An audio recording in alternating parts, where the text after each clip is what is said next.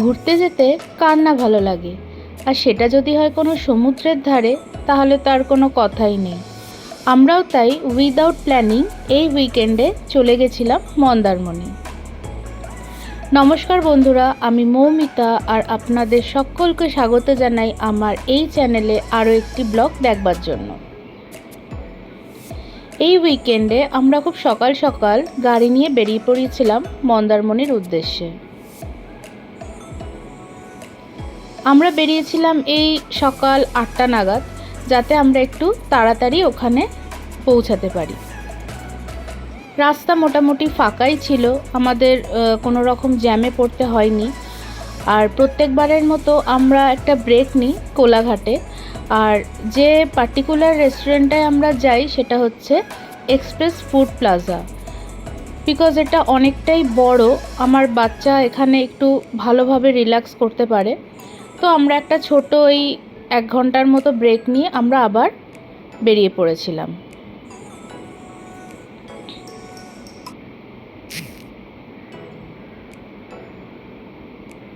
তো এবারে যেহেতু ভোটের পরেই আমরা এই ট্রাভেলটা করেছিলাম, তাই হয়তো রাস্তাটা আমরা একটু বেশি ফাঁকা পেয়েছিলাম। আর আমরা খুব তাড়াতাড়ি মন্দারমণিতে ঢুকে পড়েছিলাম এই 1টার মধ্যে। তো আমরা যে রিসর্টটায় ঢুকেছিলাম সেটা হলো বম্বে বিচ রিসর্ট। তো যে রুমে আমরা উঠেছিলাম সেটা হচ্ছে ডিলাক্স ক্যাটাগরির রুম। রুমটা বেশ বড়ই ছিল। একটা রুমে যা যা থাকা দরকার মোটামুটি সেই সবই ছিল। একটা কিং সাইজ বেড ছিল, যেটাতে আমাদের 3 জনের শুতে খুব একটা অসুবিধা হয়নি। আর একটা সোফা মতো ছিল, একটা টেবিল মতো ছিল, আর টিভি, ইলেকট্রিক কেটেল, যেগুলো কমপ্লিমেন্টারি থাকে, জলের বোতল, চা কফি সেট, এইসব এগুলো তো ছিলই। আর যেটা সবথেকে আমাদের সুবিধা হয়েছিল, যে আমার একটা উইন্ডো যেটা ছিল, উইন্ডো ভিউটা কিন্তু বেশ ভালোই ছিল। আর ব্যালকানি থেকে আমাদের একদম ফ্রন্ট সি ফেসিং না, সাইড সি ফেসিং, কিন্তু বেশ সামনেই ছিল সমুদ্রটা, খুব একটা দূরে ছিল না। জাস্ট 2টো রুমের পরেই আমাদের রুমটা ছিল। আর পুল ভিউটাও আমরা খুব ভালোই পাচ্ছিলাম। আর ওয়াশরুমটাও বেশ বড় ছিল, যেটা সবথেকে দরকার হয় কোনো ট্রাভেল করতে গেলে, ওয়াশরুম কোনো হোটেলে উঠলে। এটা বেশ বড় ছিল। আর উইন্ডো থেকে আমার মেয়ে তো খুব এনজয় করছিল, ও ওখানেই ম্যাক্সিমাম টাইম বসে কাটাচ্ছিল।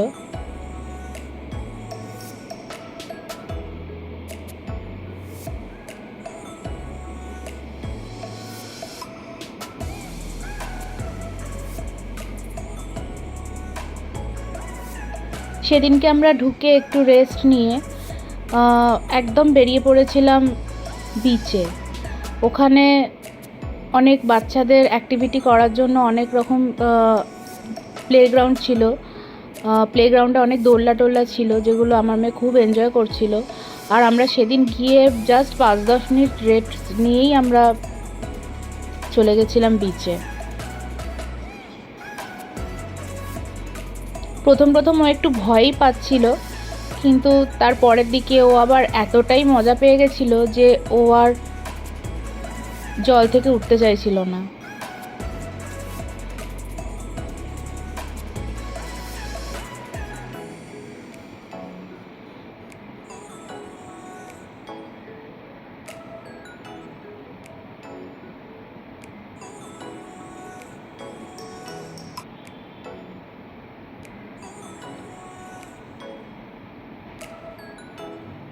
আমরা সেদিনকে সমুদ্রের জলে বেশ খানিকটা টাইম স্পেন্ড করে তারপর গার্ডেনে এসে ওকে একটু দোলনা টোল্লা চড়ালাম, কেননা ওই ডাক থেকে আর নামতে চাইছিল না।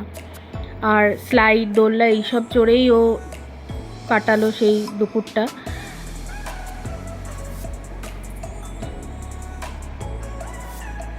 তারপর হোটেলে গিয়ে আমরা একটু রেস্ট করলাম, খেলাম, স্নান করলাম, ফ্রেশ হলাম, নিয়ে বিকালে আবার ডেকে বসেই আমরা ম্যাক্সিমাম সময় কাটাচ্ছিলাম।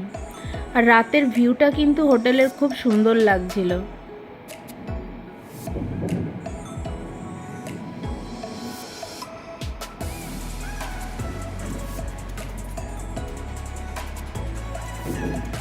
আর আমাদের যে রুমটা ছিল, আমাদের ফার্স্ট ফ্লোরে যে রুমটা ছিল সেখান থেকে একদম নিচেই ওই দোলনাটা ছিল, যার জন্য আমার মেয়ে দিনের ম্যাক্সিমাম টাইমই ওই দোলনায় বসে কাটাচ্ছিল। সেই দিনকে আমরা আর পুলে নামিনি, সেদিনকে আমাদের যেহেতু আসতে অনেকটা দেরি হয়ে গেছিলো, আমরা বিচে ছিলাম। পরের দিন আমরা সকালবেলা উঠেই জাস্ট সমুদ্রে আর নামিনি, নেমে গেছিলাম পুলে। আর আমাদের ব্যালকনি থেকে ভিউটা এত সুন্দর ছিল, জাস্ট কিছু বলার নেই। আর এখানে ইনহাউস রেস্টুরেন্টও ছিল, যেটা কমপ্লিমেন্টারি ব্রেকফাস্টের আমরা করতাম। দুদিন আমরা করেছিলাম, তো বেশ ভালোই ছিল, আইটেমগুলো বেশ ভালোই ছিল। আর পুলে আমরা তো বললামই পরের দিনটা সারাদিন না, সকালটা ম্যাক্সিমাম টাইমটাই আমরা পুলেই কাটিয়েছিলাম। কিন্তু আন্টু পুলের জলে নামতে একটু ভয় পাচ্ছিল, ও বসে বসেই সময় কাটাচ্ছিল। তো যাই হোক, আমাদের এই দুদিনের যে ট্রিপটা বেশ ভালোই কাটলো। তো খুব মজা করলাম, আমার মেয়ে তো খুবই মজা করলো। নেক্সট টাইম আবার নিশ্চয়ই আসবো এখানে। তো ততদিনের জন্য টাটা।